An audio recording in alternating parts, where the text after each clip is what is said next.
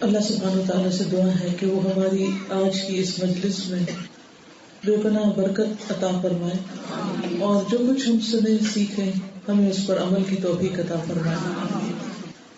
اللہ سبحانہ وتعالیٰ ہمارے گناہوں کو معاف کر دے، ہماری مشکلات کو آسان کر دے اور ہمیں اپنی رحمتوں سے نوازے. اس دنیا میں انسان کا ایک بہت بڑا مسئلہ سکون کا نہ ہونا ہے. ہر شخص سکون کی تلاش میں ہے اور ہر شخص کسی نہ کسی طرح کی پریشانی میں مبتلا ہے. بعض اوقات کوئی حقیقی مسئلہ ہوتا ہے اور بعض اوقات مسئلہ ہوتا بھی نہیں ہے، لیکن ہمیں پریشان رہنے کی عادت پڑ جاتی ہے اور ہم اس میں پناہ لینے لگتے ہیں. بعض اوقات توجہ حاصل کرنے کے لیے پریشانی کا اظہار کیا جاتا ہے، جیسے چھوٹے بچے ہوتے ہیں، اور بعض لوگ بڑے ہو کر بھی بچے ہی رہتے ہیں اور چھوٹی چھوٹی باتوں پر پریشان ہو جاتے ہیں. اور بعض اوقات یہ عادت اتنی سنگین ہو جاتی ہے، اتنی سخت ہو جاتی ہے کہ انسان کو پھر عام حالات میں تو کسی کا مشورہ، کسی سے بات کر کے، کوئی نصیحت حاصل کر کے کچھ فائدہ ہو جاتا ہے، لیکن سیویئر کیسز میں لوگ ڈرگس پہ چلے جاتے ہیں، نشہ کرنے لگتے ہیں، لیکن وہ بھی مسئلے کا حل نہیں ہوتا. اگر آپ ان لوگوں کی زندگی کے بارے میں پڑھیں گے جو ڈرگز لیتے ہیں تو کتنی میزریبل کنڈیشن میں رہتے ہیں.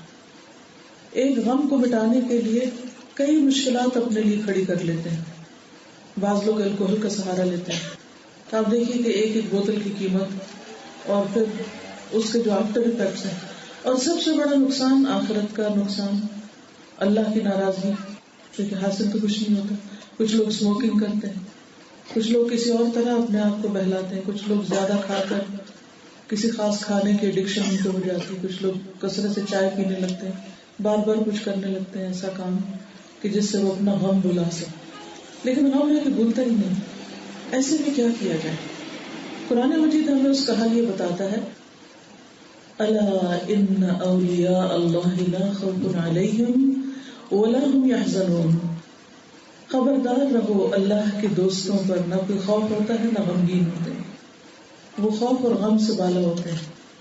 کیا اس کا یہ مطلب ہے کہ انہیں خوف لاحق ہی نہیں ہوتا یا انہیں کبھی کوئی غم آتا ہی نہیں؟ نہیں، یہ تو ہو ہی نہیں سکتا کہ اس دنیا میں انسان پر خوف اور غم آئے نہ. لیکن اللہ کے دوست اس خوف اور غم پر قابو پا لیتے، اس کو اپنے اوپر نہیں حاوی ہونے دیتے کہ وہ ان کے اوپر پریشر ڈال کے ان کو لٹا کے رکھ دے، بلکہ وہ اس پر قابو پا لیتے.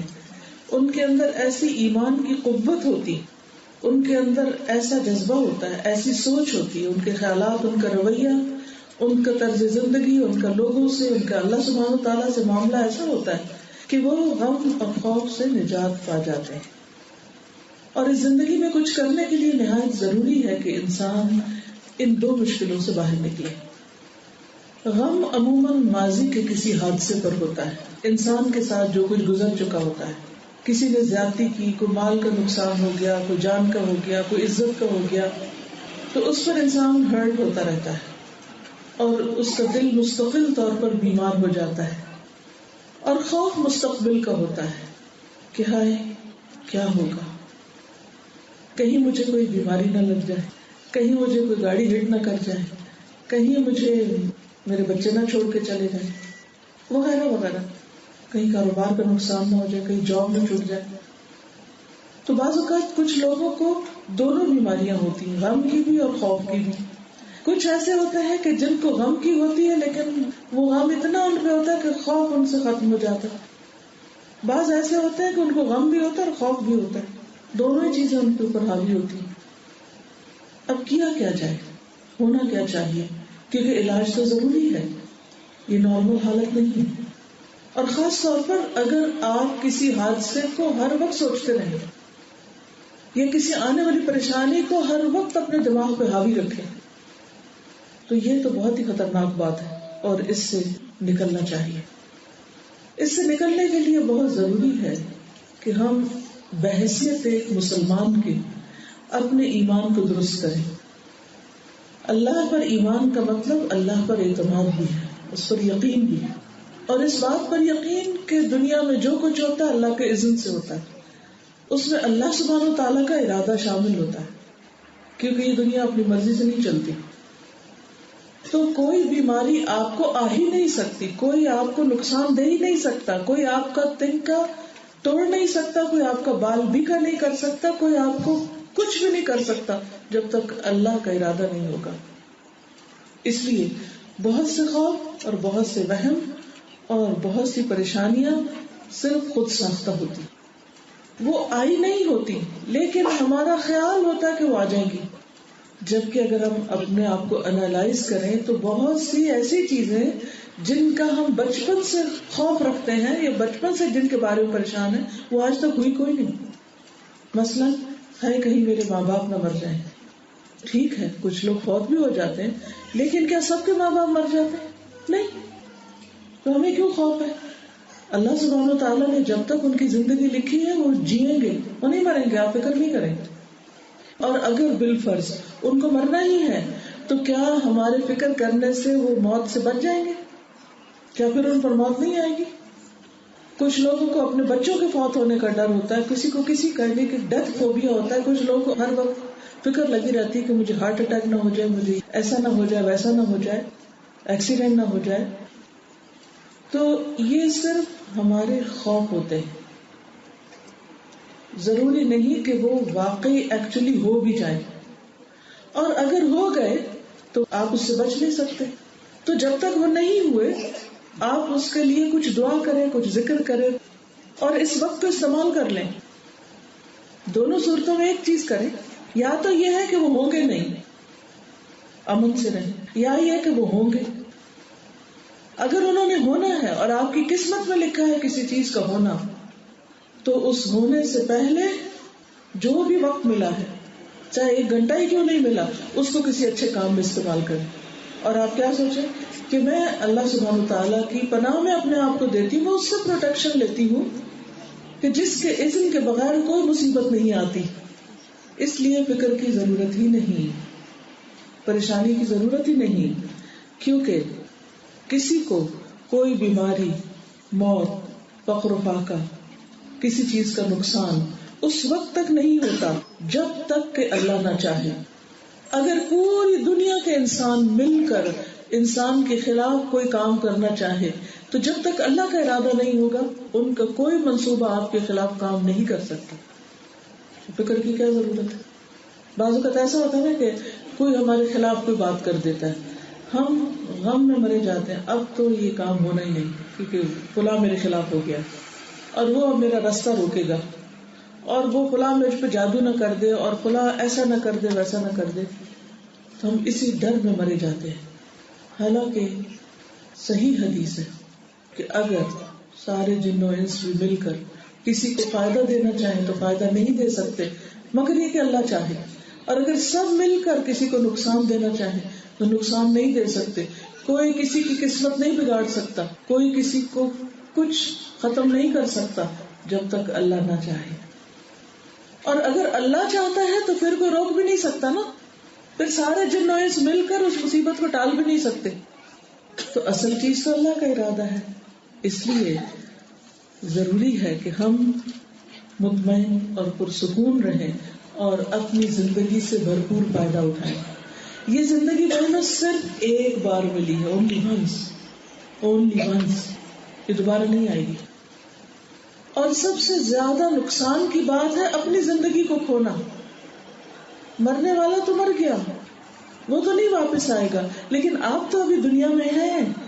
آپ اپنے جینے کی قدر کریں, ایک ایک سانس کے اوپر شکر ادا کریں کہ اللہ تعالیٰ آپ کو جینے کی مہلت دے رہا ہے تاکہ آپ اس سے بھرپور فائدہ اٹھا سکیں. کیونکہ ہم آج کی اس زندگی میں اپنے کل کے لیے کچھ بنا رہے ہیں. قرآن مجید میں اللہ سبحانہ و تعالیٰ فرماتے ہیں, یا ایھا الذین آمنوا اتقوا اللہ, اے لوگوں جو ایمان لائے ہو اللہ سے ڈرو. وَلْتَنظُرْ نَفْسٌ مَا قَدَّمَتْ لِغَدٍ, اور چاہیے کہ ہر شخص دیکھے, ہر شخص, میں بھی, آپ میں سے ہر ایک کیا دیکھے, مَا قَدَّمَتْ لِغَدٍ, کہ اس نے اپنی کل کے لیے کیا تیار کیا ہے. کیونکہ اگر میں نے اپنے لیے کچھ نہیں بنایا تو کوئی اور میرے لیے کیا بنائے گا. میں خود اپنے ساتھ سنسیئر نہیں تو دوسرا میرے لیے کہاں سے سنسیئر ہوگا. میں اپنے لیے خود توبہ استغفار نہیں کرتی, ذکر نہیں کرتی, قرآن نہیں پڑھتی, تو میں کس سے توقع رکھتی ہوں کہ وہ میرے لیے میری مصیبت کے وقت وہ اتنے خلوص سے پڑھے گا جتنا میں خود پڑھ سکتی ہوں. تو کسی کا کیا ہمیں کیا فائدہ دے گا اگر ہم نے خود اپنے لیے کچھ نہ کیا. ٹھیک ہے انسان کے اندر جذبات ہوتے ہیں, وہ دوسروں کی دکھ تکلیف پر غمگین بھی ہوتا ہے, پریشانی بھی اس کو آتی ہے, فکر فاقہ بھی ہوتا ہے, لیکن ان سب چیزوں کو اپنے اوپر حاوی نہ ہونے دیں کہ یہ آپ کے کل کی تیاری میں رکاوٹ بنے. آج ہمیں اس زندگی میں ہر دن اور ہر دن کا ہر گھنٹہ پروڈکٹیو گزارنا ہے, کچھ کرنا ہے, کچھ بنانا ہے, کیونکہ جنت اور جہنم تو خالی میدان ہے. اگر ہم اچھے کام کریں گے تو جنت میں گھر بنے گا, اور اگر برے کام کریں گے تو جہنم بھڑکائیں گے. تو عقل مند وہ ہے جو یہ دیکھتا رہتا ہے میری کل کے لیے کتنا تیار ہو گیا, میں نے قرآن مجید کتنا پڑھا, میں نے نماز کی پابندی کتنی کی, اور جو نماز پڑھی وہ کس کوالٹی کی پڑھی. کیونکہ کامیابی تو ان مومنوں کے لیے ہے جن کی نمازوں میں خشوع ہوتا ہے, اور میرا دل کہیں اور ہی لگا ہوا ہے. نماز کے اندر بھی دنیا نہیں بھولتی, نماز کے اندر بھی رنج و غم نہیں بھولتا. تو اس لیے اس وقت کے اندر جیئیں. مثلا اس وقت آپ یہاں بیٹھے, اگر آپ یہ بات غور سے سن لیں گے تو فائدہ ہوگا, اور اگر اس وقت یہاں بیٹھ کے گھر کی فکر میں یا کسی غم اور فکر میں لگے ہوئے ہیں تو یہاں بیٹھنا بھی بیکار ہے, کچھ فائدہ نہیں ہے, کچھ حاصل نہیں ہوگا, کچھ لے کر نہیں جا سکیں گے. تو اسی طرح آخرت کے لیے کچھ لے کر نہیں جا سکیں گے اگر یہاں پر کچھ بنایا نہیں. وہاں کے لیے یہاں بیٹھ کے کام کرنا ہے, تب فائدہ ہوگا. تو اس لیے بہت ضروری ہے کہ ہم اپنی زندگی, صحت, مال, وقت, جان, سب چیزوں کی قدر کریں, کیونکہ یہ سب چیزیں ایک نعمت کے طور پر ہمیں ملی ہیں. یہ سارے ٹولز ہیں تاکہ ہم اپنی جنت کو بنا سکیں, یہاں اس کی تیاری کر سکیں. وَلْتَنْظُرْ نَفْسٌ, چاہیے کہ دیکھتا رہے ہر شخص, مَا قَدَّمَتْ لِغَدٍ, اس نے اپنی کل کے لیے کیا کیا. دنیا کی کل نہیں, دنیا کی کل تو فکر سے بھری ہوئی ہے. آخرت کی کل کے لیے کیا کیا ہے, وہاں کے لیے کیا تیاری کی ہے. پھر فرمایا وَاتَّقُوا اللَّهَ, اور اللہ سے ڈرتے رہو.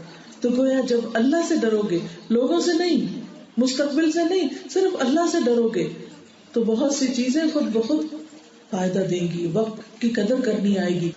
اس بات کا یقین رکھیے کہ ساری دنیا کے لوگ مل کر آپ کا کوئی نقصان نہیں کر سکتے. اب جتنے لوگوں سے ڈر لگتا ہے ان سب کے اوپر کراس پھینک دیجیے, یہ میرا کچھ نہیں بگاڑ سکتی, کچھ بھی نہیں کر سکتے. آپ سکون کی نیند سوئیں گے کیونکہ خوف نکل جائے گا نا. اور جب خوف آنے لگے کہ یہ تو اللہ کا وعدہ ہے, جب تک اللہ کا اذن نہ کوئی کچھ نہیں بگاڑ سکتا, کوئی بال بیکا نہیں کر سکتا. پھر آپ دیکھیے کہ یہ بھی سوچا کریں کہ آج تک مجھے کس نے لک آفٹر کیا ہے, آج تک میرا خیال کس نے رکھا ہے. جس نے آج تک میرا خیال رکھا ہے وہ کل بھی میرا خیال رکھے گا, مجھے ڈرنے کی کیا ضرورت ہے. جو آج تک میرے لیے کافی تھا وہ کل بھی میرے لیے کافی ہوگا. جب وہ ہمیشہ سے ہے اور ہمیشہ رہے گا, مجھے ڈر کس بات کا. حی لا یموت ابدا ابدا ذو الجلال والاکرام بیدہ الخیر وہو علی کل شیء قدیر. ہمیشہ سے ہے, ہمیشہ رہے گا, جلال اور قوت والا ہے, عزت والا ہے, ساری خیر اس کے ہاتھ میں ہے. بیدہ الخیر, ساری خیر کا مالک وہ ہے. وہو علی کل شیء قدیر, اور وہ ہر چیز پر قدرت رکھتا ہے. اس کی قدرت, اس کی طاقت ہر ایک سے بڑی ہے. ہم دنیا میں لوگوں کی طاقت سے, دنیا کے مال سے, دنیا کے مال والوں سے ڈرتے ہیں, یا کسی کے پاس کوئی عہدہ ہو یا کوئی منصب ہو یا کسی بھی قسم کا کوئی اختیار ہو, اتھارٹی ہو, پاور ہو, تو ہمیں خوف آنے لگتا ہے کہ پتہ نہیں وہ ہمارے ساتھ کیا کر دے گا. کوئی ڈرنے کی ضرورت نہیں, اللہ کے اذن کے بغیر کچھ نہیں کر سکتا وہ. تو جس سے بھی ڈر لگے اس سے بھاگ کر اللہ کی طرف پناہ لیں, اللہ کی طرف چلے جائیں اور کہیں یا رب مجھے تیرا سہارا چاہیے, تو میرے لیے کافی ہو جا. اور اللہ تعالیٰ اپنی پناہ میں لے گا. وہ اپنے بندوں کو تنہا نہیں چھوڑتا. وہ آج تک آپ کو بچاتا رہا, اسی لیے تو آپ زندہ ہیں, اسی لیے تو آپ کھا پی رہے ہیں, اسی لیے تو آپ دنیا میں چل پھر رہے ہیں. تو کوئی آپ کی جان نہیں لے سکتا جب تک وہ نہ چاہے. جو دن اس نے مقرر کیا آپ کے لیے اسی دن جانا ہے. ان اندیشوں اور وہم اور خوف کو اپنے دل سے نکال لیجئے. عربی کا ایک شعر ہے، ان ربا کفاک ما کان بالامس سیکفیک فی غد ما یکون. بلا شبہ تمہارا رب کل کی تکلیف میں تمہیں کافی ثابت ہوا تو آئندہ کل میں آنے والی تکلیف میں بھی وہ تمہیں کافی ہو جائے گا. جس نے پاسٹ میں تکلیف دور کی وہ فیوچر میں بھی دور کر دے گا. اسی طرح قرآن مجید میں اللہ سبحانہ وتعالیٰ فرماتے ہیں سورۃ التوبہ آیت 51، قل لن یصیبنا الا ما کتب اللہ لنا هو مولانا وعلی اللہ فلیتوکل المؤمنون. کہہ دیجئے ہمیں ہرگز کوئی نقصان نہ پہنچے گا مگر جو اللہ نے ہمارے لیے لکھ دیا. اور اس نے کیوں لکھا؟ کیونکہ دنیا امتحان کے لیے کہ لوگ اس صورت میں کرتے کیا ہیں، نعمتوں کو پا کر کیا کرتے ہیں اور نقصان آنے پر کیا کرتے ہیں. وہی ہمارا مالک ہے اور اللہ ہی پر بس لازم ہے کہ ایمان والے بھروسہ کریں. ہم سب کو اللہ سبحانہ تعالیٰ پر ہی توکل کرنا چاہیے. جب آپ کو کوئی بھلائی ملتی ہے تو ان کو بری لگتی. نبی صلی اللہ علیہ وسلم کے دشمن تو حقیقی دشمن، لیکن آپ دیکھیں کہ اب آج کے دور میں مسلمانوں کا حال یہ ہو گیا، اتنا زیادہ اخلاقی تنزل ہو گیا کہ بہن بھائیوں کے بیچ میں حسد ہے، قریبی رشتہ داروں کے بیچ میں حسد ہے، شوہر بیوی کے بیچ میں حسد ہے. اگر کسی موقع پر ایک بچہ ترقی کر جاتا ہے تو دوسرے اس کے پیچھے پڑ جاتے ہیں. سسرالی رشتوں میں، دوستوں میں، معاشرے میں، کلاس فیلوز میں، جاب پر، ہر جگہ انسانوں کی کمزوریاں ہیں یہ کہ وہ کیا چاہتا ہے کہ کوئی اور اس سے آگے نہ نکلے، تو کبھی زور زبردستی سے وہ آگے نکلنے کی کوشش کرتا ہے اور کبھی دوسرے کو پہنچنے والی خوشی پر ایسی تنقید کرتا ہے کہ جس سے وہ خوش نہ ہو سکے. اسی لیے ہمیں ایک دعا سکھائی گئی، اللہم انی اعوذ بک من شماتۃ الاعداء، اللہ مجھے دشمنوں کے ہنسنے سے بچا، کہ میرے کسی نقصان پر، کسی تکلیف پر دشمن ہنسے کہ اچھا ہوا اس کو مزہ آیا. تو رسول اللہ صلی اللہ علیہ وسلم کو نہیں لوگوں نے چھوڑا. کیا کیا کہ جب آپ کو کوئی اچھی خبر ملتی، کوئی بھلائی ملتی، کوئی نعمت ملتی تو وہ ان منافقوں کو بری لگتی. تسؤہم، یہ بھی ایک منافقت ہے نا کہ اوپر سے انسان خوشی کا اظہار کرے اور اندر سے وہ جل رہا ہو، کڑ رہا ہو اور دل ہی دل میں حسد کا شکار ہو. وہ ان تصیبک مصیبت، اور اگر آپ پر کوئی مصیبت آتی اللہ کے اذن سے، پروفیٹ صلی اللہ علیہ وسلم پر تو سب سے زیادہ تکلیفیں آئی، حالانکہ وہ اللہ کے سب سے زیادہ پیارے تھے. یقولون، تو وہ کہتے ہیں، قد اخذنا امرنا من قبل، ہم نے تو اس سے پہلے ہی اپنا معاملہ صحیح کر لیا تھا اور ہم پیچھے رہے تھے، یعنی آپ کے ساتھ جہاد میں نہیں گئے یا آپ کے ساتھ ہم آگے نہیں بڑھے اور جو مسلمانوں کو تکلیف پہنچی ہم اس سے بچ گئے. وَيَتَوَلَّوْا، اور وہ منہ موڑ لیتے ہیں، وَهُمْ فَرِحُونَ، اور وہ خوش ہوتے ہیں کہ ہم بچ گئے.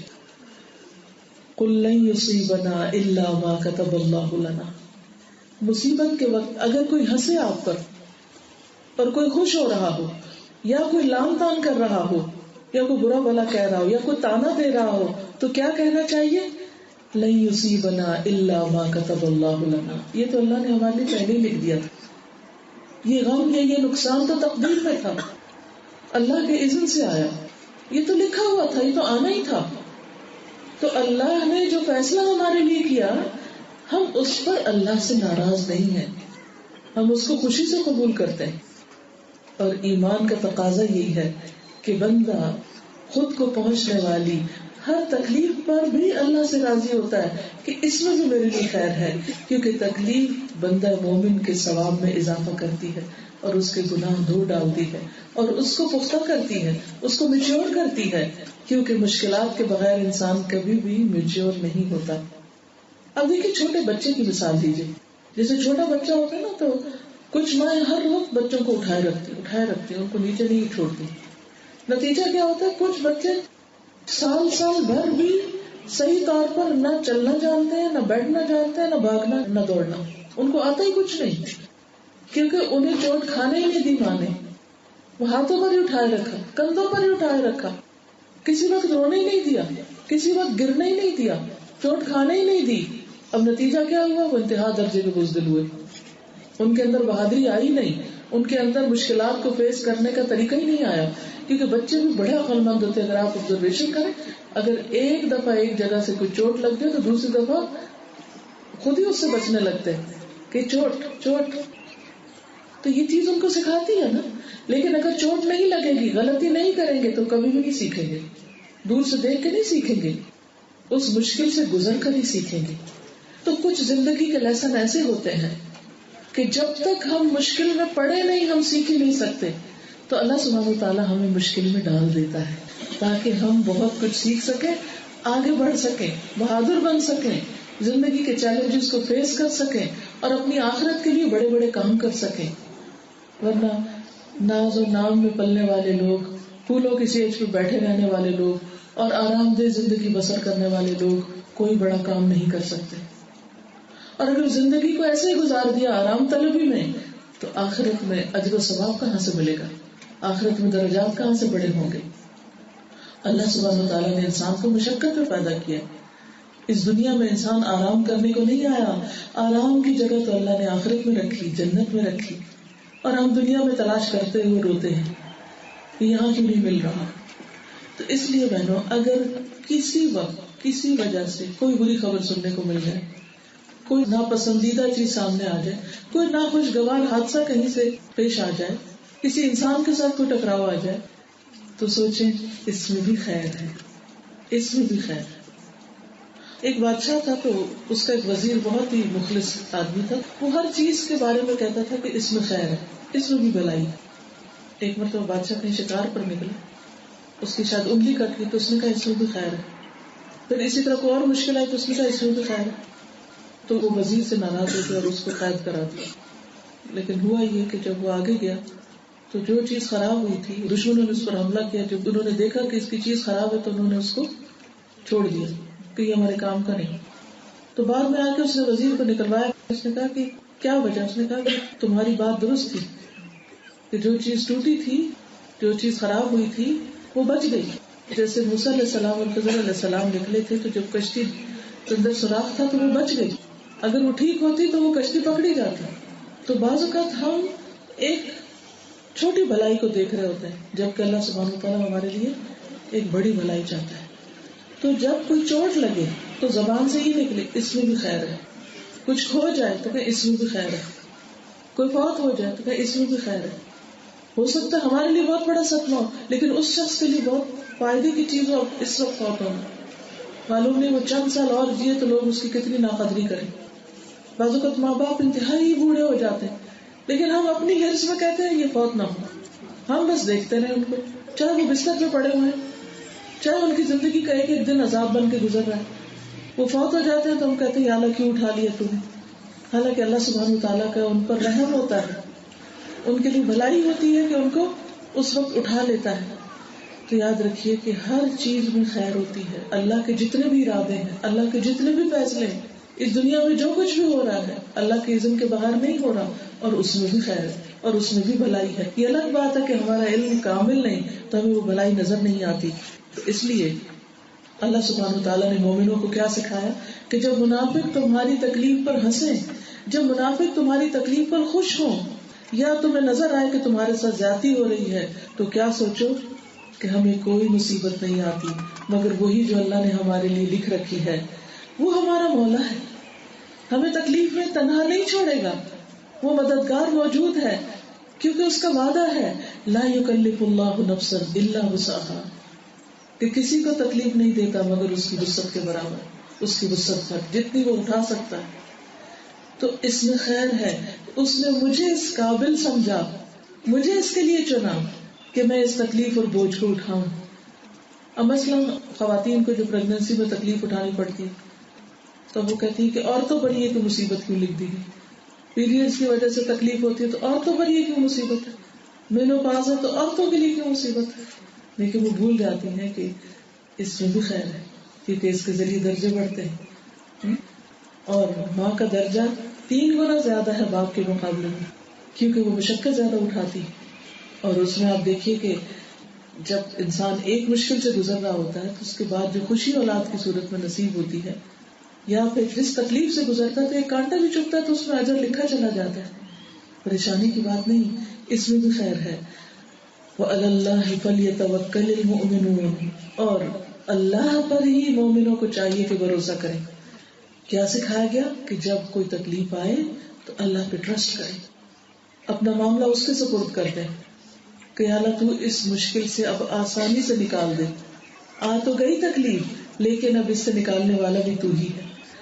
اور ایک حقیقی بات یہ ہے کہ انسان اتنا زیادہ خوشی میں اللہ کے قریب نہیں ہوتا جتنا تکلیف میں ہوتا ہے.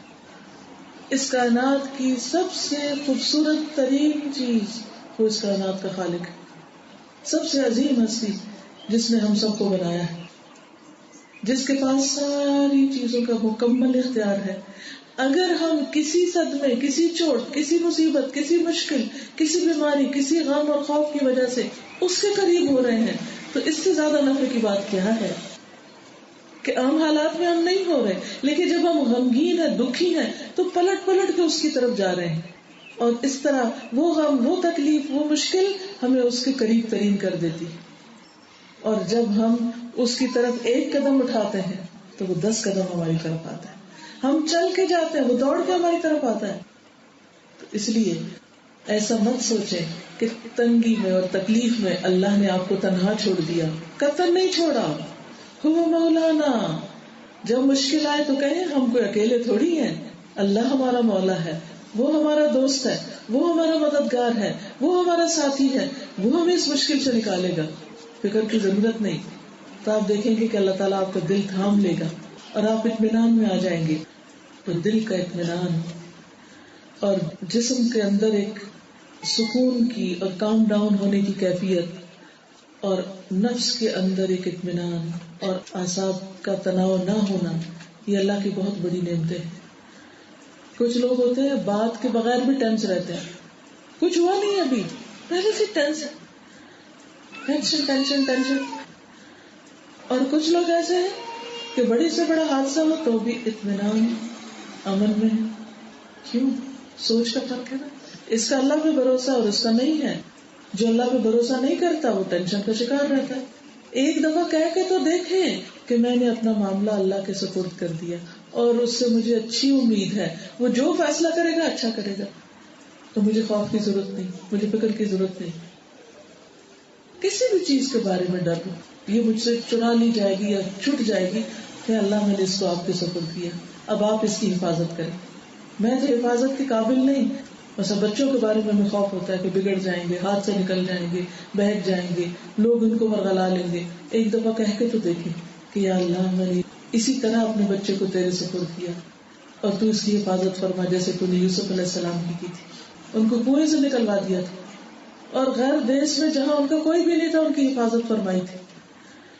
تو اس لیے جب آپ اللہ پہ بھروسہ کریں گے تو آپ کا غم اور فکر سے چھٹکارا ہو جائے گا, آپ کا نفس بکھرے گا نہیں, پریشانیوں اور سوچوں کے اندر آپ غلطان نہیں ہوں گے, اعصاب میں تناؤ نہیں آئے گا, کسی قسم کی وحشت اور تنہائی محسوس نہیں ہوگی, بلکہ اور زیادہ اللہ کا ذکر ہوگا جس سے دلوں کو اطمینان ہوگا, اور اپنے اندر ٹوٹ پھوٹ محسوس نہیں ہوگی. بعض اوقات ہم کہتے ہیں نا کہ اس صدمے نے تو مجھے توڑ کے رکھ دیا. نہیں, پھر نہیں ٹوٹیں گے آپ, پھر بھی بہادر رہیں گے, کیونکہ آپ کو پتا ہے کہ آپ کی مدد کرنے والا کوئی ہے, آپ اس میں تنہا نہیں ہیں, اور پھر اللہ کی رضا آپ کو حاصل ہوگی. جب آپ اللہ سے راضی ہوتے ہیں تو اللہ سبحانہ وتعالیٰ آپ سے راضی ہو جاتا ہے. تو آپ غم میں کہیں یا اللہ میں تجھ سے راضی, اللہ میں تجھ سے راضی, اللہ میں تیرے فیصلوں پہ راضی, تو یقیناً اللہ کی طرف سے پکار آئے گی کہ بندے میں بھی تجھ سے راضی, میں بھی تجھ سے راضی. لیکن اگر ہم اللہ سے ناراض ہوتے ہیں تو کیا اس ناراضگی کے بعد یہ کہہ سکتے ہیں میں تو اللہ سے ناراض ہوں لیکن اللہ مجھ سے راضی ہے؟ کیا یہ ہو سکتا ہے؟ پاسبل ہے؟ نہیں پاسبل. رضی اللہ عنہم ورضوا عنہ, اللہ ان سے راضی ہو گیا اور وہ اللہ سے راضی ہو گئے. صحابہ کی طرف اشارہ ہے. ہم دیکھتے ہیں کہ بڑی بڑی مشکلات میں کبھی بھی انہوں نے اللہ سے شکوہ نہیں کیا, وہ اللہ سے ناراض نہیں ہوئے. تو ہمیں بھی اللہ تعالیٰ سے ناراض نہیں ہونا. تو جب آپ اللہ سے ناراض نہیں ہوتے تو آپ کے اندر ایک راحت اور سکون آ جاتا ہے, یقین کی پختگی آ جاتی, اللہ پر اعتماد بڑھ جاتا ہے, ایمان میں اضافہ ہو جاتا ہے, آپ کی آنکھیں ٹھنڈی ہو جاتی, آپ کا ضمیر مطمئن ہو جاتا ہے, اس میں کسی قسم کی ٹیسیں نہیں اٹھتی اور پریشانیاں نہیں ہوتی, آپ کا سینہ کھل جاتا ہے, آپ کو بات سمجھ آ جاتی, آپ کو وہ حکمت بھی نظر آ جاتی ہے اللہ سبحانہ وتعالیٰ کی کہ جس وجہ سے اس نے آپ کو کسی خاص مشکل میں ڈالا ہوتا ہے, وہ وجہ بھی سمجھ آ جاتی. پھر اور پیار آتا ہے اللہ پر کہ اللہ میں ویسے تو سیدھا ہونے والی نہیں تھی, ویسے تیری طرف کب آنا تھا مجھے, میں تو کبھی نہ آتی. اگر اس غم کی وجہ سے تو مجھے اپنی طرف لے آیا تو تیرا شکر ہے کہ تو مجھے اپنی طرف لے آیا, کیونکہ ہم نے جانا تو ہے ہی اسی کے پاس. کوئی ہے جو اللہ سے بھاگ کے کہیں اور جا سکے, اس کو ناراض کر کے, اس کو چھوڑ کر؟ لیکن جب ہم اس کو چھوڑے رکھتے ہیں تو بہت بڑا نقصان کر رہے ہوتے ہیں, جس کی ہمیں خبر ہی نہیں ہوتی کہ ہم اللہ کو بھولے ہوئے ہیں. ہم دنیا میں اتنے محو ہو جاتے ہیں, لوگوں میں اتنے کھو جاتے ہیں, انسانوں کی محبت کے پیچھے اتنا بھاگتے ہیں کہ ہمیں واقعی اللہ بھول جاتا ہے. پھر جب اللہ تعالیٰ انہی انسانوں سے ہم کو چوٹ لگواتا ہے, انہی کے ذریعے ہم کو توڑتا ہے, وہ اپنا سہارا چھوڑتے ہیں تو ہم گرتے ہیں, تو پھر ہم کو اللہ یاد آ جاتا ہے جو پہلے ہی آ جانا چاہیے تھا لیکن لوگوں نے ہمیں بھلا دیا تھا. پھر وہ یاد آ جاتا ہے, اور اس کی یاد میں ہی دلوں کو سکون ہے. الا بذکر اللہ تطمئن القلوب, سنو خبردار رہو, اللہ کے ذکر میں, اللہ کی یاد میں دلوں کا اطمینان ہے. یہ اطمینان اور یہ سکون اور یہ خوشی ایک ایسی خوشی ہے جو دنیا کی کسی بازار سے نہیں ملتی, یہ صرف یقین کی دولت سے ملتی ہے. اور یہ یقین نقصان پہنچنے کے بعد, اللہ سے راضی ہونے کے بعد ملتا ہے کہ اس نے ٹھیک ہی کیا ہے, اس نے اچھا کیا, میرا علاج تھا اس میں. کیا ڈاکٹر کے پاس جا کے آپ ناراض ہوتے ہیں کبھی کہ آپ کیوں کڑوی دوا دیتے ہیں, آپ نے کیوں میرے لیے آپریشن تجویز کیا ہے؟ بلکہ خوش ہوتے ہیں کہ کتنا اچھا ڈاکٹر ہے, اس نے مجھے ریکمینڈ کر دیا سرجری کے لیے, اب میری تکلیف جلدی پوری ہو جائے گی. اور اگر وہ ریکمینڈ نہ کرتا, مثلاً آپ کے اندر کوئی لمپ ہے, آپ کے اندر کوئی ایسی چیز ہے کہ جس کو نکلنا چاہیے اور آپ کو پتہ ہی نہیں, کہ یک آپ ڈاکٹر کے پاس جاتے ہیں, وہ آپ کو بتا دیتا ہے کہ آپ کے اندر بھی یہ بیماری پل رہی ہے, تو اس نیوز پر آپ ڈاکٹر سے ناراض ہو جائیں گے؟ ایک اچھا پیشنٹ کیا کہے گا کہ ڈاکٹر صاحب شکریہ, آپ نے مجھے بتا دیا, مجھے تو خود بھی نہیں پتا تھا, میں تو اپنے بارے میں جاہل تھی کہ میرے اندر اتنی بڑی بیماری پل رہی ہے. جب آپ اپنا بلڈ ٹیسٹ دیتے ہیں اور اس میں آپ کی بیماری سامنے آ جاتی ہے تو آپ لیبارٹری والوں سے لڑتے جھگڑتے ہیں کہ یہ بیماری کیوں نکال کے رکھ دی. کیا کرتے ہیں؟ اس کا شکریہ ادا کرتے ہیں, شکر ہے کہ مجھے میری اندر کی بلا پتہ چل گئی, اب میں اس کا علاج کروں گی. تو جو رنج اور حادثے اور غم اور دکھ ہوتے ہیں نا, وہ ہمیں ہماری حقیقت بتا دیتے ہیں, وہ ہمیں ہمارا اصل دکھا دیتے ہیں, جس کے بعد ہمیں اپنی اصلیت پتہ چل جاتی ہے کہ کتنا کام کرنے والا ہے. میرے تو بھی ایمان کا لیول ہی بہت تھوڑا, میری تو بھی عبادات ہی ٹھیک ہے, میرا تو یقین ہی نہیں ہے اللہ پہ, میرا تو بھی توکل ہی نہیں تھا. تو حادثے ہمیں ہلا کے رکھ دیتے ہیں, ہماری بیماریاں ڈائگنوز کر دیتے ہیں. ہمارے لیے بہت بڑا ٹیسٹ کے بعد ہی پتہ چلتا ہے نا بیماری کیا ہے, پھر اصلاح ہوتی. تو اگر ٹیسٹ ہی نہ ہو تو اصلاح نہیں ہو سکتی, اور اگر اصلاح نہ ہوئی تو خرابیوں کا پلندہ لے کے اللہ کے حضور حاضر ہوں گے. پھر کیا بنے گا؟ کیا وہاں ہم ریپینٹ کر سکتے ہیں؟ کیا وہاں ہم اپنا علاج کر سکتے ہیں؟ کیا کوئی قبر میں جا کے اپنا علاج کر سکتے ہیں؟ مثلاً اگر ڈاکٹر کسی کو بتا دیں کہ تمہاری یہ اور یہ بیماری ہے, وہ کہ اچھا ابھی تو مجھے فرصت نہیں, جب میں مر جاؤں گا قبر میں فارغ ہو کے لیٹوں گا پھر علاج کراؤں گا, ہو جائے گا علاج اس کا؟ ہرگز نہیں. وہ علاج آج کرنا ہے, چاہے فرصت ہے یا نہیں, چاہے کتنی مصروفیت ہے, چاہے کتنا ہی کام ہے, آج علاج کرنا ہے تاکہ مرنے سے بچیں. اسی طرح اگر کوئی اخلاقی خرابی ہے ہمارے اندر, ایمان میں خرابی ہے, دل میں کوئی خرابی ہے, کوئی نفاق ہے یا شک ہے اللہ کے بارے میں, یا اللہ سے ناراضگی ہے, کوئی بھی چیز, تو اس کا علاج مرنے کے بعد نہیں ہوگا. مرنے پہ یہ ہارٹ اسی طرح سیل ہو جاتا ہے اور اس کے ساتھ ہی قبر میں جاتا ہے. اگر دل اضطراب اور بے چینی میں ہے تو یہ بے چینی قبر میں ساتھ جائے گی. تو اس کو دنیا میں ٹھیک کرنا ہوگا, اس دل کا علاج کرنا ہوگا مرنے سے پہلے. تو اللہ سبحانہ و تعالیٰ ہم پر جب مہربان ہوتا ہے تو ہمیں کسی ایسی حالت میں ڈالتا ہے کہ دل کی بیماری کھل کے سامنے آ جاتی, اور جب کھل کے سامنے آتی تو پھر ہم اگر اللہ پر اعتماد کریں اور اللہ کی طرف رجوع کریں اور اللہ سے دعا کریں تو وہ بیماری دور ہونے لگتی اور ہم صاف ستھرے ہو جاتے ہیں. اور اگر اللہ سے ناراض ہو تو پہلے سے بھی زیادہ بیمار ہو جاتے ہیں. اس لیے جب ایک انسان اللہ پر اعتماد کرتا ہے تو اللہ تعالیٰ اس کو اپنی رحمت سے نوازتے ہیں, اس کو مزید علم عطا کرتے ہیں, میچورٹی عطا کرتے ہیں, اس کو حکمت دیتے ہیں اور اس کو اطمینان قلب دیتے ہیں, اس کو سکون قلب جیسی دولت دیتے ہیں. اور پھر اس کے اندر سے ہر طرح کے وسوسے اور فکر اور غم اور یہ ساری چیزیں ختم ہو جاتی ہیں. تو اس لیے سیکھنے کی بات کیا تھی، یاد رکھنے کی. نمبر 1، وہم کرنا چھوڑیں، ہم خوف کھانا چھوڑیں. کچھ نہیں ہوتا جب تک اللہ نہ چاہے، اللہ پہ بھروسہ کریں. نمبر 2، اگر کچھ ہو جائے تو اس کو برا نہ سمجھیں، کیونکہ اللہ سبحانہ وتعالیٰ اس کے ذریعے ہماری مرنے سے پہلے اصلاح چاہتا ہے، ہمارا علاج کرنا چاہتا ہے. جن چیزوں کی طرف سے ہم غافل ہیں وہ ہمیں دکھا کر ہمیں صاف کرنا چاہتا ہے. اور ہم کیا چاہتے ہیں کہ جب ہم دنیا سے جائیں تو ہم اطمینان کی حالت میں جائیں. اس لیے جب کوئی حادثہ، کوئی تکلیف، ناپسندیدہ، ناخوشگوار حالات ہوں تو ہمیں اس پر صبر سے کام لینا چاہیے اور اللہ کے فیصلوں پہ راضی ہونا چاہیے.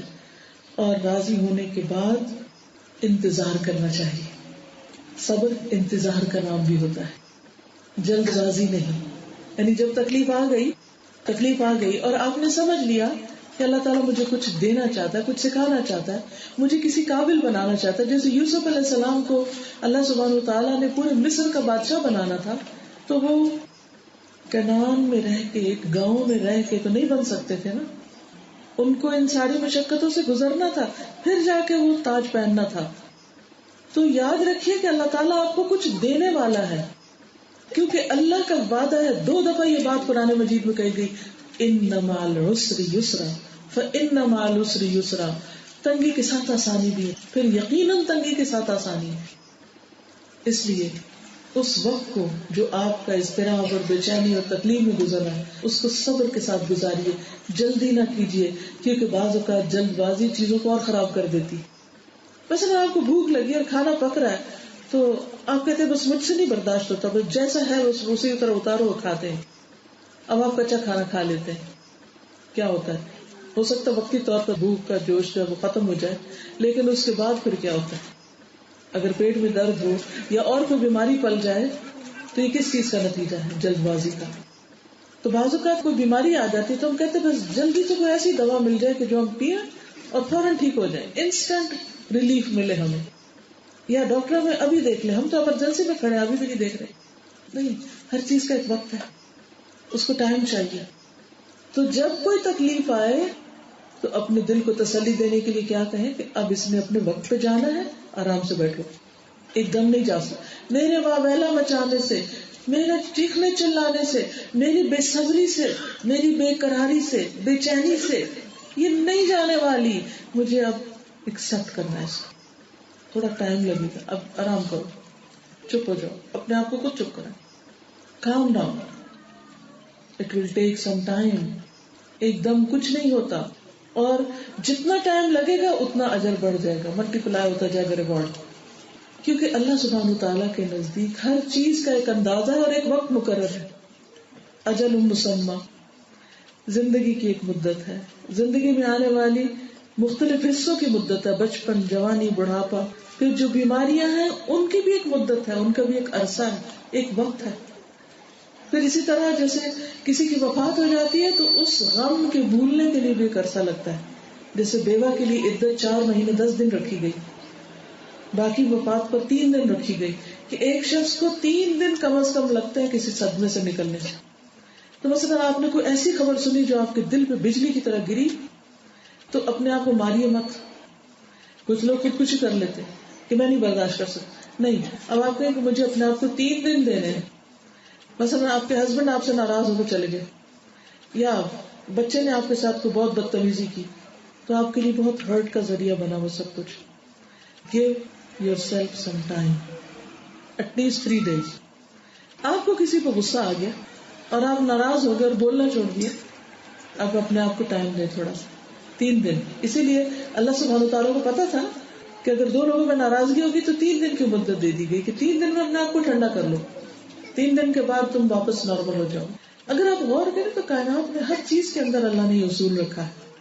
مثلا آپ دیکھیں کہ پانی کو جب آپ ابالتے ہیں تو ایک دم نہیں ٹھنڈا ہو سکتا، لیکن وہ ایک دم ہر وقت ابلتا ہوا بھی نہیں رہ سکتا. اگر آپ اس کو آگ سے ہٹا دیں، اس سچویشن سے ہٹا دیں، تو تھوڑی دیر کے بعد وہ آہستہ آہستہ ٹھنڈا ہونے لگتا ہے. جیسے روز آپ کی چائے ٹھنڈی ہوتی، پھر آپ کہتے 30 سیکنڈ اور گرم کر لو، پھر باتوں میں لگ جاتے، پھر 30 سیکنڈ گرم کر لو، پھر پیتے، وہ ختم ہی نہیں ہو پاتی. تو ہر چیز کا ایک وقت، اس کو ٹائم دیجیے. Take your time. Time is a healer, کہتے ہیں ٹائم ہیل کر دیتا ہے. تو جلد بازی نہیں, بے چینی اور بے قراری نہیں. اور دیکھیے یہ تکلیفیں تو پھر گزر جائیں گی. قبر میں کون آئے گا؟ وہاں تو کوئی دعا بھی نہیں سنی جاتی, کوئی فریاد بھی نہیں سنتا.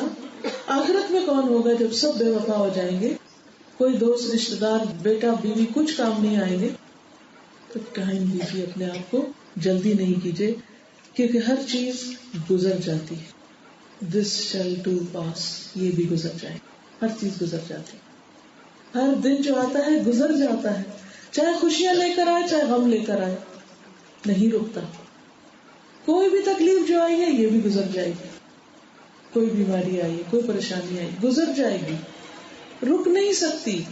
کیونکہ اس دنیا میں کل من علیہا فان, ہر چیز فنا ہونے والی ہے, ہر چیز گزرنے والی ہے, ہر چیز ختم ہو جانے والی ہے. اب گزارے کیسے؟ وہ ٹھیک ہے یہ سمجھ آ گیا کہ گزر جائے گی, لیکن اب کیا کریں, کیسے گزارے اس وقت کو؟ بہت گھبراہٹ ہو رہی ہے, وہ گزر نہیں رہا. کہتے ہیں نا الانتظار اشد من الموت, انتظار تو موت سے بھی زیادہ سخت ہے. یعنی سب سے مشکل وقت انتظار کا ہے. وہ چاہے خوشی کا ہو تب بھی مشکل ہوتا ہے کاٹنا, تو غم کا تو اور زیادہ کاٹنا مشکل ہے. اس وقت میں پھر اللہ کی طرف رجوع کیجیے, دعائیں پڑھیے. اللہم لا سہل الا ما جعلتہ سہلا, اللہ کچھ آسان نہیں مگر جس کو تو آسان کر دے. وانت تجعل الحزن سہلا اذا شئت, اور تو مشکل کو آسان کرے گا جب تو چاہے گا. تو چاہے تو آسان ہو جائے گی, چاہے وہ ہے یا گزر گئی. تو اللہ کی طرف رجوع کریں, مسلسل دعا کریں, استغفار پڑھیں. استغفار سے ساری تکلیفیں دور ہو جاتی. درود شریف پڑھیں, آیت کریمہ پڑھیں. یہ ساری دعائیں اور ذکر وہ ہیں جو آپ میں سے ہر ایک کو آتے ہیں, لیکن افسوس یہ کہ شیطان اس وقت ہمیں بلوا دیتا ہے. ہمیں کلمہ بھول جاتا ہے, ہمیں آیت کریمہ بھول جاتا ہے. ہمیں پتہ بھی ہوتا ہے یہ پڑھنا ہے, پڑھنے کو دل ہی نہیں چاہ رہا ہوتا, کیونکہ شیطان نے آ کے قابو کر دیا نا, دل کو پکڑ لیا اس نے کہ اب اللہ کی طرف نہ چاہے, تاکہ یہ میرا دشمن خوب یہ مصیبت میں پڑا رہے. تو ہم نے اس کے گرہ توڑ کر اللہ کی طرف رجوع کر لینا ہے, اور نماز اور دعا کے ساتھ صبر کے ساتھ مدد مانگنی, اور پھر انشاءاللہ جلد مصیبت ٹل جائے گی. یہ نہ سوچو کہ ساری زندگی چمڑی رہے گی مجھے, کوئی چیز ساری زندگی نہیں چمڑ سکتی. ہر چیز واپس اپنی اصل پہ آ جاتی ہے. کسی بھی چیز میں جو ابال آتا ہے واپس آ جاتا ہے, چاہے وہ محبت کا ابال ہو چاہے نفرت کا. نفرتیں بھی آہستہ آہستہ ٹھنڈی ہوتی چلی جاتی ہیں, ان کو جب تک چھیڑے نہ وہ بھی ختم ہو جاتی. اور دل تو اللہ کے ہاتھ میں, الٹ پلٹ ہوتے رہتے ہیں. آج کسی سے نفرت ہے کل محبت بھی ہو سکتی ہے اس سے, اور آج کسی سے محبت ہے تو کل اسی سے نفرت بھی ہو سکتی ہے. اور عربی میں کسی نے کہا تھا نا, ایک شاعر کا شعر ہے, یہ قول ہے, احبب حبیبک ہونا ما عسى ان يكون بغيضك يوما ما. اپنے دوست کو ہلکا ہلکا چاہو, بہت زیادہ محبت کا اظہار نہ کرو. ہو سکتا ہے کسی دن تم مجھ سے نفرت کرنے لگے, کہ ہو سکتا ہے کسی دن تم مجھ سے بغیض بن جاؤ, دشمن بن جاؤ. اور پھر ابغض بغیضک ہونا ما, اپنے دشمن سے ہلکا بغض رکھو, ایک اعتدال میں رکھو. عسى ان يكون حبیبک یوما ما, ہو سکتا ہے کسی دن وہ تمہارا محبوب بن جائے, اور پھر تم ریگریٹ کرو کہ میں نے اس کے ساتھ کیوں نفرت رکھی.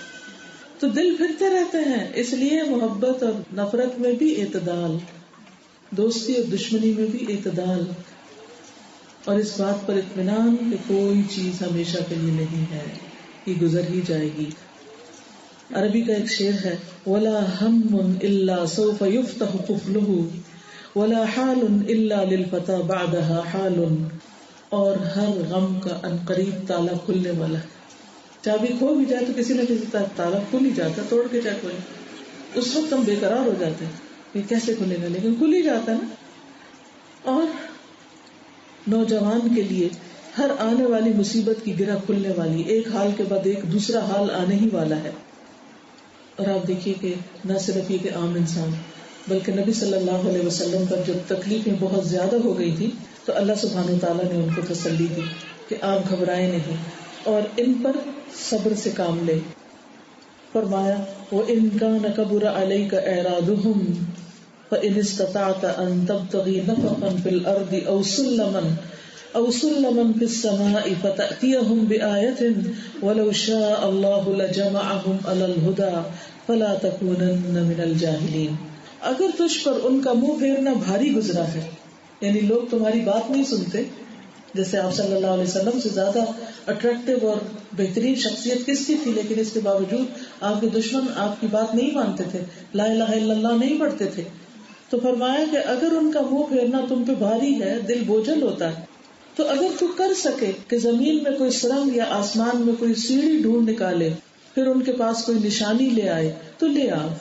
یعنی اللہ سبحانہ وتعالیٰ اگر نہیں کوئی نشانی اتار رہے، نشانی نہیں اتر رہی، تو خود کوشش کر کے دیکھ لو.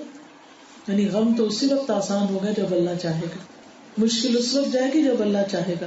اور اگر اس مشکل کو برداشت کرنا بہت بھاری ہو رہا ہے تو پھر آپ کوئی اور راستہ نکال کے دیکھیں، لیکن کوئی اور راستہ ہے ہی نہیں. اور اگر اللہ چاہتا تو یقیناً انہیں ہدایت پہ جمع کر دیتا. یعنی تمہارے سارے مخالف اور نان مسلم تم پر ایمان لے آتے، بس تم جاہلوں میں سے ہرگز نہ ہونا. یعنی لا علم لوگوں کی طرح بہیو نہ کرنا، کیونکہ جو شخص علم رکھتا ہے، جو شخص حکمت رکھتا ہے، اس کا رویہ جاہل کے وہ فرماتے ہیں کہ ان کی مخالفت سے مت گھبراؤ. وَلَقَدْ كُذِّبَتْ رُسُلٌ مِّن قَبْلِكَ، آپ سے پہلے رسول بھی جھٹلائے گئے، ان کی بھی لوگوں نے بات نہیں مانی تھی. کبھی ایسا تھا نا کہ آپ کی بات کوئی نہیں مانتا، آپ حالانکہ بالکل حق پر ہوتے ہیں، صحیح بات کر رہے ہوتے ہیں، لیکن وہ آپ کو جھٹلا دیتا ہے، آپ کو جھوٹا قرار دیتا ہے. فرمایا کہ آپ سے پہلے بھی کئی رسول جھوٹے قرار دیے گئے، ان پہ جھوٹا ہونے کا الزام لگا. کبھی زندگی میں آپ پر بھی جھوٹا ہونے کا الزام لگ جائے تو ضروری نہیں کہ آپ جھوٹے ہی ہوں. اس وقت کیا سوچیں کہ یہ تو پیغمبروں پر بھی الزام لگا تھا، تو اگر مجھے کسی نے ایسا کہہ دیا تو کیا ہوا؟ پیغمبروں نے کیا کیا جب ان پہ ایسا الزام لگا؟ فصبروا، صبر کیا، انتظار کیا. کس پر؟ علی ما کذبوا، اس بات پر جس کو وہ جھٹلائے گئے تھے. کہ آخر میں پھر انجام کس کا بہتر ہوا؟ اب دیکھیے کہ نوح علیہ السلام بچا لیے گئے، ہود علیہ السلام بچا لیے گئے، صالح علیہ السلام بچا لیے گئے، لوط علیہ السلام بچا لیے گئے، شعیب علیہ السلام بچا لیے گئے. محمد رسول اللہ صلی اللہ علیہ وسلم پر جو الزام لگا، آپ کو بچا لیا گیا اور آپ اپنے مشن میں کامیاب ہوئے اور حق غالب آیا، مکہ فتح ہوا. وَقُلْ جَاءَ الْحَقُّ وَزَهَقَ الْبَاطِلُ، باطل چلا گیا. إِنَّ الْبَاطِلَ كَانَ زَهُوقًا، باطل تو جانے ہی والا ہے. جھوٹی باتیں، جھوٹے الزامات. حضرت عائشہ پر کیسے الزام لگا، اور پورا مدینہ جو تھا وہ ایک طرح سے زلزلے کی زد میں آ گیا، باتوں کے زلزلے میں، کہ ہر شخص پریشان تھا. لیکن کیا ہوا؟ اللہ سبحانہ وتعالیٰ نے آسمان سے آیات اتار دی حضرت عائشہ رضی اللہ تعالیٰ عنہ کے دفاع میں، تو وہ چلا گیا، معاملہ ختم ہو گیا. سچ ہمیشہ غالب آتا ہے، لیکن کچھ دیر لگتی. شروع میں لوگ آپ کو نہیں مانتے، وہ آپ کو غلط سمجھتے ہیں، کوئی بات نہیں، آپ اطمینان کے ساتھ اپنے حق پر، جس کو آپ کا ضمیر کہتا ہے یہ صحیح ہے، جس کو آپ کا دین کہتا ہے کہ یہ صحیح رویہ، یہ صحیح طریقہ ہے، اس پر جمے رہیں. فرمایا پچھلے رسولوں نے صبر کیا، اپنے کام پر جم کر رہے. وہ اوذو، اور وہ اذیت دیے گئے، جسمانی تکلیفیں دیے گئے. حتی اتاہم نصرنا، یہاں تک کہ ان کے پاس ہماری مدد آ گئی. ولا مبدل لکلمات اللہ، اور اللہ کے کلمات کو بدلنے والا کوئی نہیں. یہ اللہ کا طریقہ ایسا ہی ہو کر رہتا ہے. وَلَقَدْ جَاءَكَ مِن نَّبَإِ الْمُرْسَلِينَ، اور آپ کے پاس رسولوں کی خبریں پہنچ چکی ہیں. ہم نے پچھلے انبیاء کے واقعات اور حالات اور قصے آپ کو بتا دیے ہیں تاکہ وہ آپ کے لیے صبر کا ذریعہ بنے. لیکن اگر پھر بھی آپ پر ان کا اعراض، ان کی بے رخی، ان کا ایمان نہ لانا بہت بھاری گزرتا ہے، آپ کو پسند نہیں آتا، تو پھر بھی صبر کرنا ہوگا، کیونکہ یہ تو اللہ کا قانون ہے، اللہ کی سنت ہے، اللہ کا طریقہ ہے کہ وہ اپنے پسندیدہ بندوں کو آزماتا ہے، انہیں مشکلوں میں ڈالتا ہے. جن سے وہ محبت کرتا ہے وہ محبت کا اظہار مشکل میں ڈال کے کرتا ہے. کوئی تکلیف آ جائے تو بہنوں سوچیں کہ اللہ نے محبت کا امتحان لے لیا، کہ میری اللہ سے کتنی محبت ہے، اور یہ اللہ کی محبت ہی ہے اس وقت مجھ پر.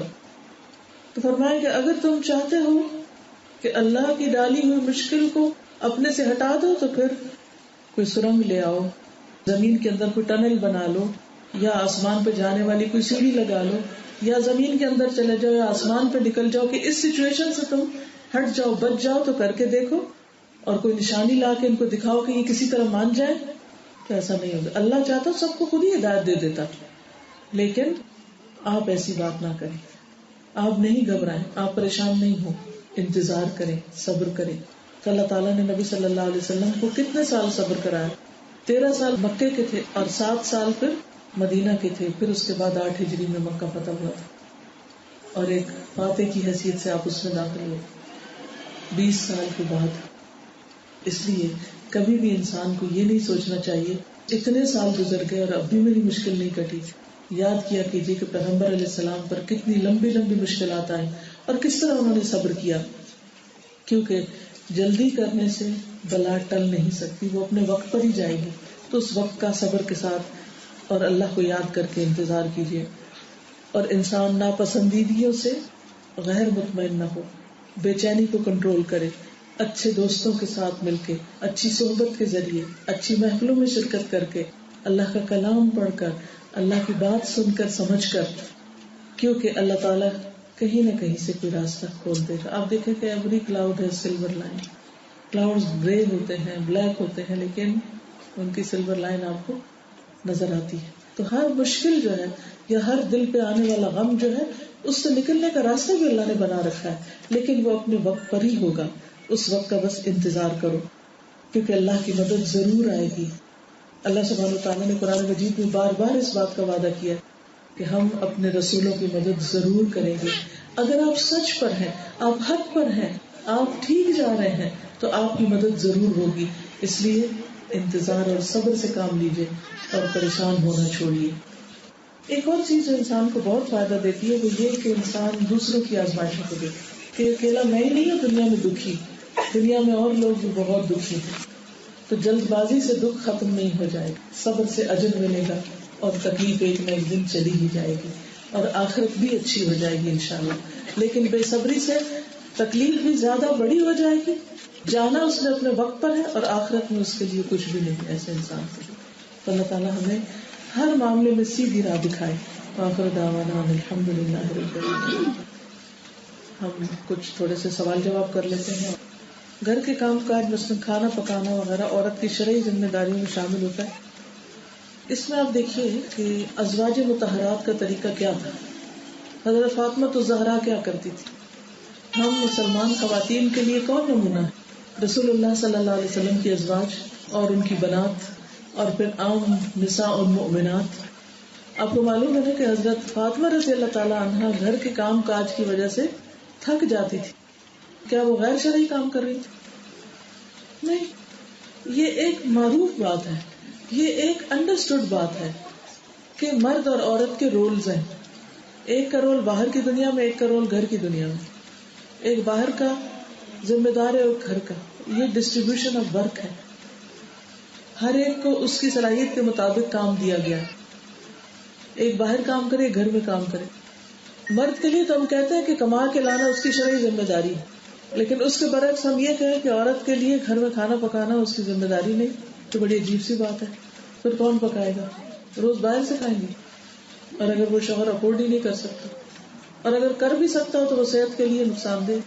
اس لیے بہنوں، اس کو اللہ سبحانہ وتعالیٰ سے اجر لینے کی خاطر جو بھی کام آپ کے حصے میں آتا ہے، تھوڑا یا زیادہ، کوئی ہیلپ ہے یا نہیں، اسے اجر کا باعث سمجھ کر کرتے رہیے. اور اگر تھک جائے تو وہی کیجیے جو نبی صلی اللہ علیہ وسلم نے حضرت فاطمہ کو سکھایا تھا.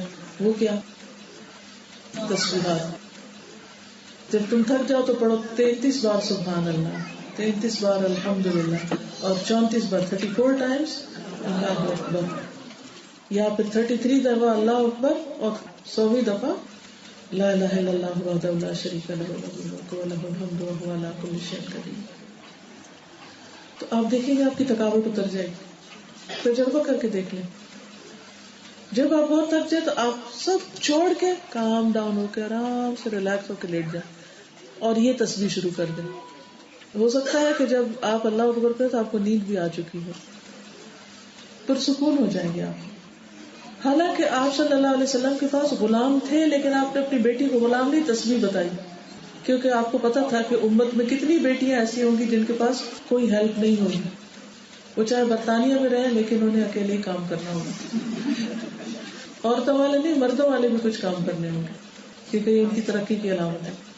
تو پھر یہ کام اللہ نے اگر ہمارے حصے میں رکھے ہیں تو اس سے آپ دیکھیں گے کہ آپ کو ایک اطمینان اور تسکین، اور ہر کھانا پکاتے ہوئے یہ سوچا کریں کہ جنت میں لے جانے والے کاموں میں سے سورۃ الدہر پڑھ کے دیکھیے، اس میں آتا ہے انما نطعمکم لوجہ اللہ لا نرید منکم جزاء ولا شکورا، ہم تمہیں اللہ کی خاطر کھلاتے ہیں، ہم تم سے کسی طرح کا کوئی بدلہ اور شکریہ بھی نہیں چاہتے، کوئی اپریسیشن بھی نہیں چاہتے. تو اس کا جواب پتہ کیا؟ فوقاهم اللہ شر ذلک اليوم ولقاهم نضرۃ وسرورا، اللہ ان کو اس دن کی مشقت سے بچا لے گا، اس دن کے شر سے بچا لے گا جو دنیا میں اللہ کی خاطر کھانا کھلاتے ہیں. اور اس میں یہ نہیں کہا گیا کہ گھر والوں کو کھلانے کا کوئی ثواب نہیں.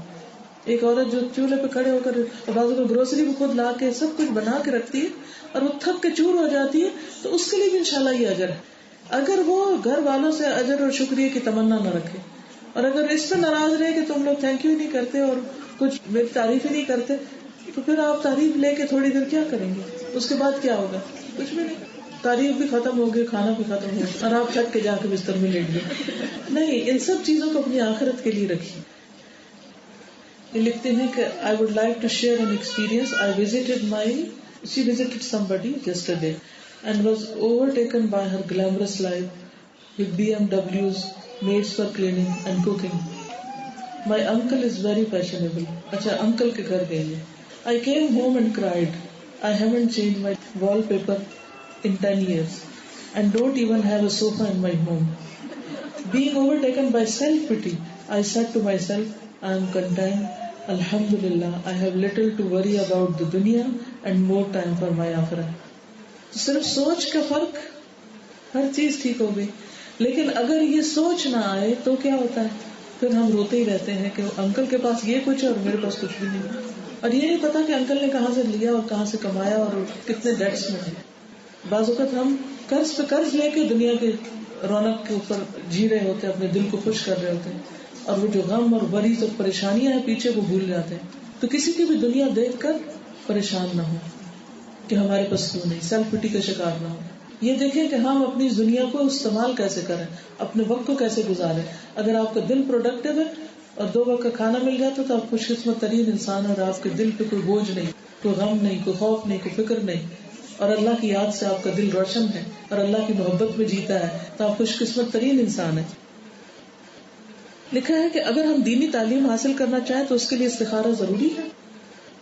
نہیں، وہ تو فرض ہے. آپ فرائض میں استخارہ نہیں ہوتا. مثلاً یہ کہیں کہ میں نماز فرض پڑھنے جا رہی ہوں، پہلے استخارہ کروں کہ فرض ادا کرنا ہے یا نہیں. ٹھیک ہے، تو اپنے کو مسلمان رکھنے کے لیے اور اپنی آئندہ جنریشن کے لیے ہمارے لیے دینی تعلیم حاصل کرنا فریضہ ہے، اس لیے اس میں استخارے کی ضرورت نہیں ہے. کہتے ہیں کہ kindly can you give some advice on how to support one's husband who is going through a hardship due to work or ill health.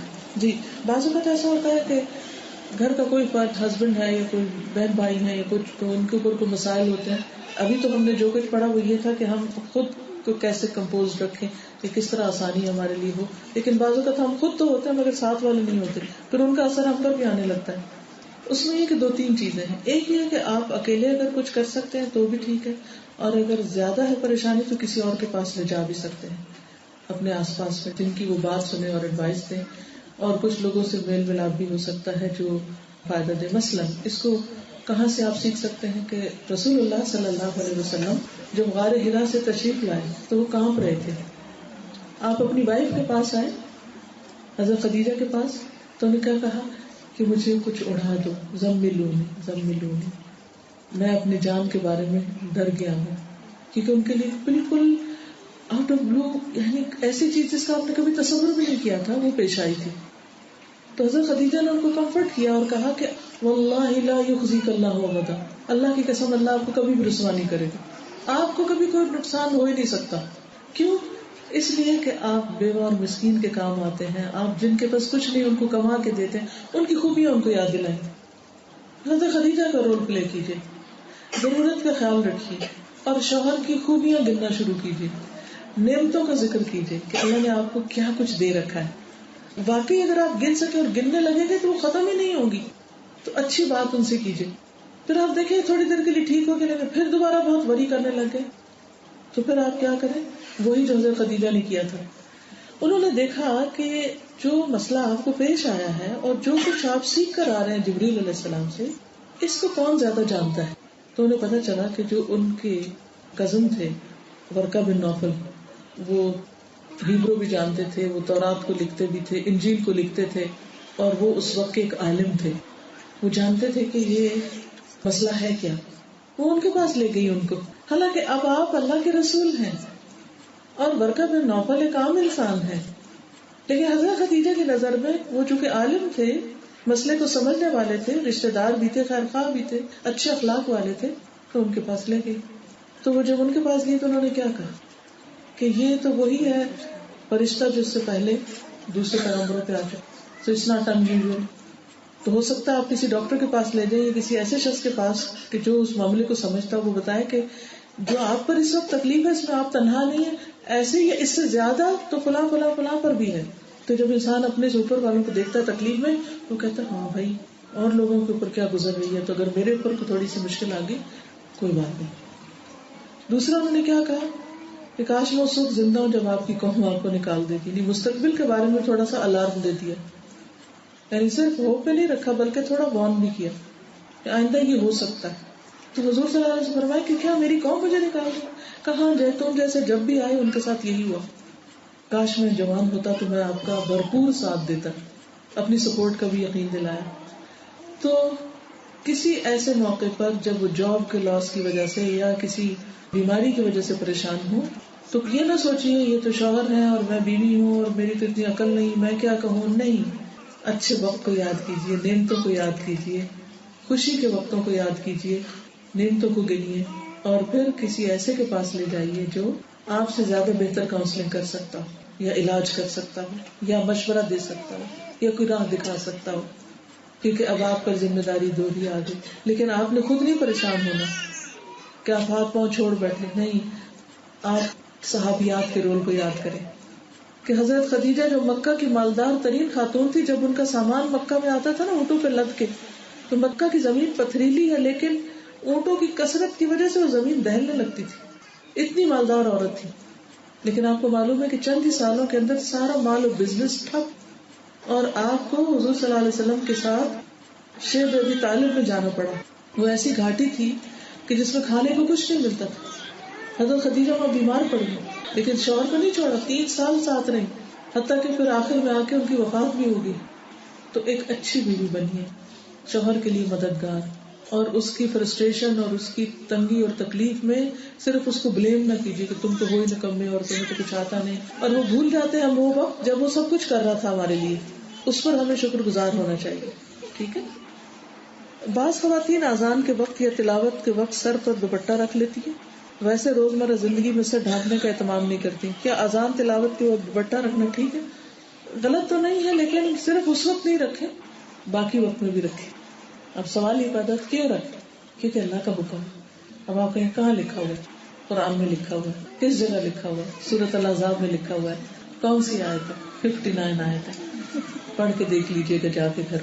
یا ایھا النبی قل لازواجک وبناتک ونساء المؤمنین، اے نبی صلی اللہ علیہ وسلم اپنی بیویوں، بیٹیوں اور مومن عورتوں سے کہیے، ساری مومن عورتوں سے، یدنین علیہن من جلابیبہن، کہ اپنے چادریں اپنے اوپر سے لٹکا لیں. یعنی بڑی چادر گھر سے نکلنے وقت. اب یہ ظاہر ہے کہ یہاں اگر آپ چادر لیں گے تو یہاں کے موسم میں وہ اڑ جائے گی یا وہ پردے کا مقصد نہیں پورا کرے گی، یا سردی کا موسم تو اس کو سی لیجیے، باندھ لیجیے، لیکن گھر کے کپڑوں میں نہیں نکلیے، کچھ اوڑھ کے نکلیے اوپر سے، کیونکہ اللہ نے آپ کی حفاظت کی ہے، آپ کی بیوٹی کی حفاظت کی. آپ پریشیس ہیں. اللہ تعالیٰ خود بھی اپنے آپ کو کسی کو نہیں دکھاتے، وہ چاہتا ہے کہ اس کی مومن بندیاں بھی اپنے آپ کو چھپا کے رکھیں. ہم جانتے ہیں کہ رازق اللہ ہے، مگر پھر بھی پیسہ سیو کرنے کی شدید خواہش ہوتی ہے کہ فیوچر میں کام آئے گا. اور پھر اس سوچ کو کیسے ٹھیک کریں؟ کیا ہم پیسہ سیو کر سکتے؟ بالکل سیونگ کر سکتے، کیوں نہیں. اس میں آپ دیکھیے کہ اپنی ذات پہ خرچ کیجیے، بچوں پہ کیجیے، صدقہ کیجیے فی سبیل اللہ، اور اس کے ساتھ ساتھ کچھ سیونگ بھی کیجیے. یہ نہیں کہا گیا کہ سب کچھ ہی خرچ کر کے رکھ دو، کچھ سیونگ رکھنی چاہیے. نبی صلی اللہ علیہ وسلم نے فرمایا تم اپنی اولاد کے لیے کچھ چھوڑ کر مرو، اس سے بہتر ہے کہ بالکل فقیر چھوڑو اور وہ لوگوں کے آگے ہاتھ پھیلاتے رہیں.